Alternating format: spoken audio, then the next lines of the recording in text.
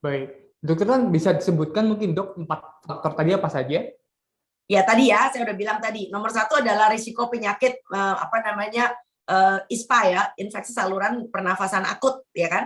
Dari batuk pilek, asma juga ada yang kumat ya. Dari prinsipnya adalah satu, ditularin oleh orang. Nah, kabar baiknya adalah itu gambarnya mengerikan. Batuk-batuk ya. Kabar baiknya kita sekarang punya budaya baru menggunakan masker. Jadi Ya. Anda perhatikan bahwa orang kita sekarang sudah menggunakan masker, bukan cuma risiko COVID, tetapi risiko batuk pilek itu sudah mulai ketekan gara-gara kita sering pakai masker. Nah, sekarang yang mengerikan adalah barangkali kan angka COVID-nya udah mulai menurun ya. Angka-angka penularan, positivity rate kita sudah mulai menurun. Banyak di tempat-tempat tertentu aku lihat udah mulai abai. Sudah mulai nggak pakai masker.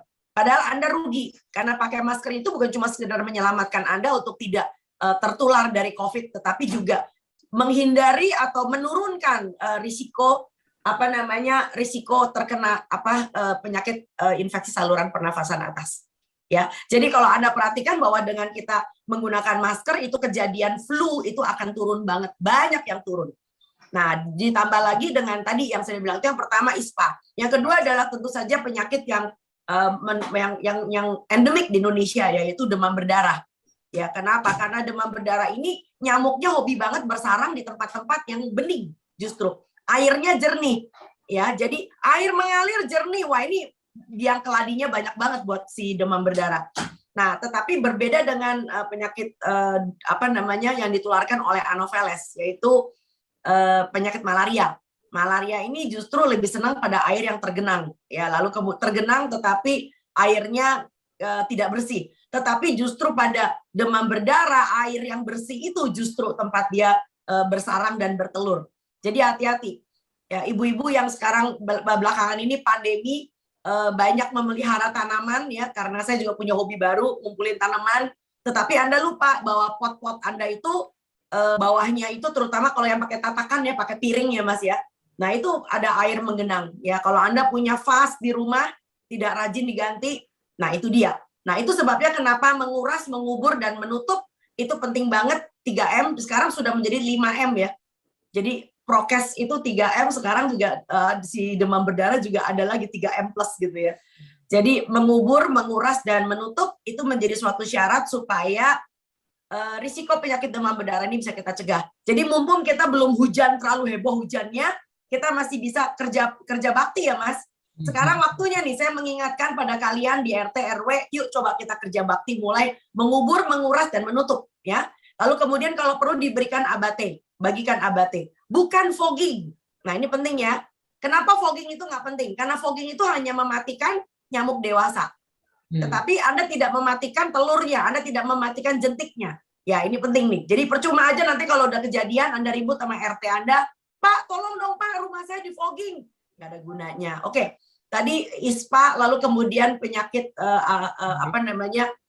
demam berdarah. Yang ketiga tentu saja saya bilang tadi rematik, karena terutama kita juga bicara untuk para lansia ya. Karena udara dingin, lalu kemudian Anda punya kecenderungan untuk tidak bergerak. Nah, ini juga nih.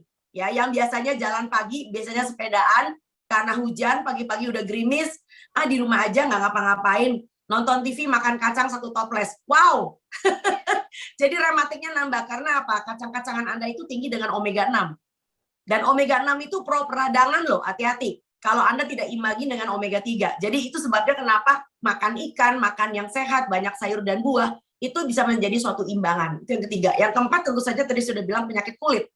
Ya, penyakit kulit adalah suatu penyakit yang memang muncul di musim seperti ini lembab ya, karena kita cenderung untuk berkeringat banyak ya, lalu kemudian barangkali juga karena baju tidak lekas kering, lalu sehingga itu akan menimbulkan masalah baru ya, kita pakai baju yang masih lembab ya, diam-diam lembab. Yang terakhir tentu saja yang kelima adalah leptospirosis.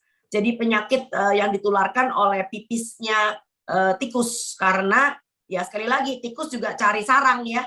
Jangan-jangan sarangnya di garasi Anda, sarangnya ada di pavilion Anda, di sudut-sudut. Jadi sekarang adalah momen mumpung belum hujan, sekali lagi kuras bak, lalu kemudian kerja bakti, nguras got di depan rumah. Dan juga kalau Anda di garasi atau di gudang punya begitu banyak tumpukan barang, yuk kita buang, kita hibahkan, kita kuras semua rumahnya. sehingga sedemikian rupa tidak menjadi sarang tikus apalagi sarang nyamuk. Kurang lebih begitu Mas. Panjang ya. Terima kasih sudah nonton. Jangan lupa like, subscribe, dan share ya.